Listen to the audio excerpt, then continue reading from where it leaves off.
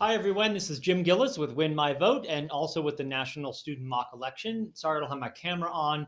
I'm not in a place where it's not set up and there's no lighting or anything like that.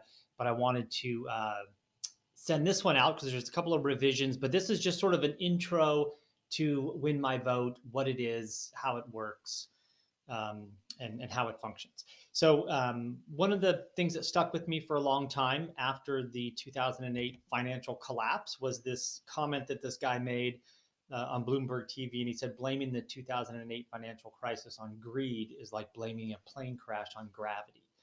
We know it's there, it's not going anywhere. We need to engineer around it.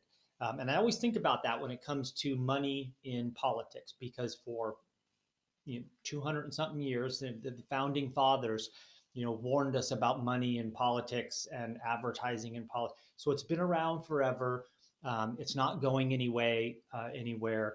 And our current politicians are certainly not going to do anything to change that.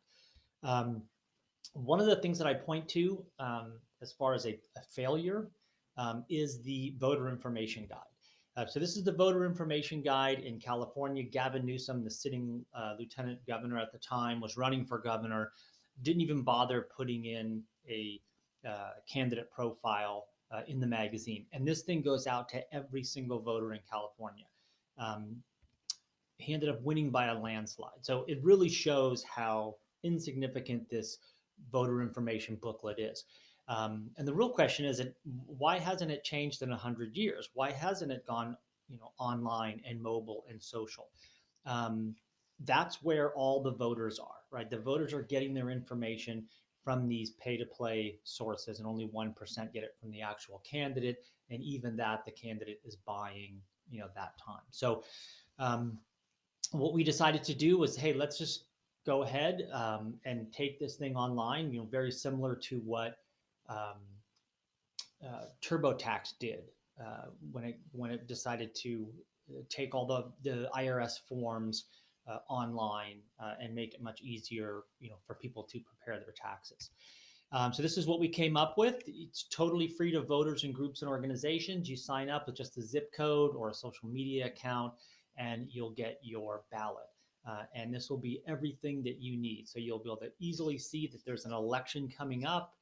You'll be able to see the races that are on the in the election or on your ballot, the candidates that are on your ballot, the propositions, the measures, and then you'll also be able to see a variety of other things. So you can check here on your voter registration status.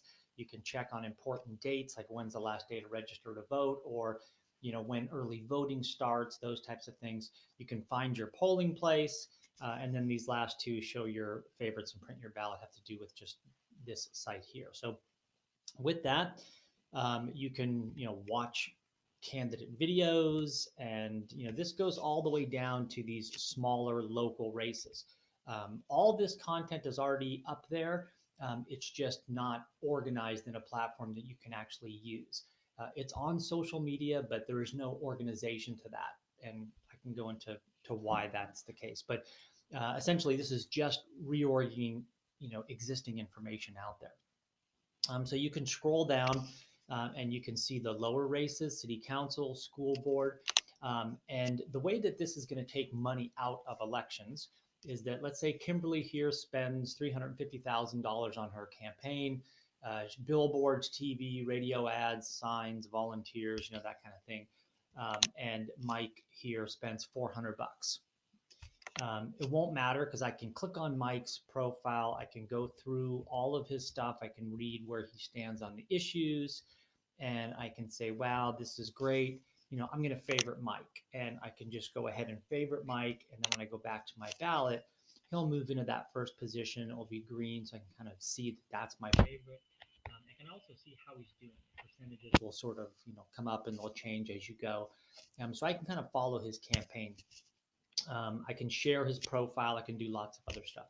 But right now, let me show you real quickly just on something we call trusted sources. Trusted sources are groups and organizations and individuals that you trust. So there's no advertising on Win My Vote. Politicians can't buy things, PACs can't buy things, anything like that. Really, what I want to do as a voter is I want to, follow certain people. So let's say I'm going to add Bill Gates and Warren Buffett. And I like Sarah Silverman. I want to hear what she has to say. And down here, the American Federation of Teachers. So I can add them. I can also just click straight through and I can see their ballot. So groups and organizations and individuals get ballots just like voters do, and they go through and they favorite and they make endorsements, and then they post them here, sort of like an online voter guide. So now I can see all of their picks. And again, these are just picks that are on my ballot, right? So I'm not going to see senator from Florida or New York or anything. I'm just going to see what the ATF has endorsed or favorited that it's on my ballot. So I can see these, and then I can click on it and I can hear what they have to say about, the candidates. And then I can favorite that candidate straight through, and it'll say that my ballot's been updated, and that's great. And I can do the same thing here for Elizabeth Warren, and I can do the same thing. I can favorite her. Now I can scroll down and I can see where they stand on some of the propositions that are on my ballot. And again, I can do those same things. I can, click on it and see what they have to say about this. So they're saying, vote yes on Proposition 10, and here are all the reasons why. And, I can say great, and I can just go down and do that. Now, my ballot has been updated. I can also share it on social media if it's important to me. I can, say, hey, check out this proposition, etc., and share that with friends. So now I'm going to add them to my ballot because I want to see them in other races as well if they've made those favorites. And I'm going to start searching for groups and organizations that I don't see readily. And I can click down here, and I'm going to add Moms Demand Action. And I'm also going to search for my friend Sarah. She's really into politics. She does a ton of research. And now this site is going to make that much easier for her. So I'm going to see if she's on here, and I'm going to add her to my ballot. So now that I'm here on my ballot, and again, I switched to the for view here. Now that I'm here on my ballot, I can click on Elizabeth Warren, and I can now watch videos and see a variety of issues, and I can go through all of her profile. And since the candidate builds and organizes their own profile, they can update this the same way they would update their Twitter account or their Facebook page, going back and forth. And I can check on endorsements. Now, here I am on endorsements, and I can see that Sarah has endorsed Elizabeth Warren. I can see the other groups and organizations that I've selected as trusted sources as well. So I have a really good indication of the number of trusted sources, that are going to vote for this candidate. So I can click here, and now I can watch her video and read what she has to say about this candidate. I can also do the same thing here with the ATF. So they can create one endorsement, and that follows that candidate around on every ballot in the country. So here I'm now saying okay, and then this kind of caught my eye, which is for the record. This is a place where candidates can address some negative campaigning against them, and we're hoping that it'll stay just in this category, allowing the other ones, the main video and the issues and that type of thing, to stay really focused on the issues. But we know that this is part of politics, so this is the category to do it. So the candidate can now address these right here. And I think she does a great job, and I like her on the issues. So I'm going to favorite her. And now when I go back to my ballot, she's up here in the first place, and it's green. And I can again see the percentages here, and they're kind of moving down. So I have a good sense of the race. I'm going to share her with some friends on social media, again, so that they, kind of know who I'm favoriting, and also it'll help the candidate out a lot. And when my friend gets this, it won't be a Facebook page or a Twitter account where they'll look at it for 3 or 4 seconds, 5 seconds, and then never come back to it. They're actually going to get their own ballot. So they'll see here, and they'll go, okay, I got to sign up. They'll sign up with social media, and now they're here, and they can do all the same stuff that I just showed you to do. And now they have their own ballot, and they can, go forward. So here I am here. I'm going to click here, and I'm going to look at my favorites because I'm getting ready to go vote. So I'm making sure that all of my favorites in all the races. I haven't made a decision on City Council number 5 yet, but that's okay. I'm going to scroll down, and make sure that all of my votes here are correct.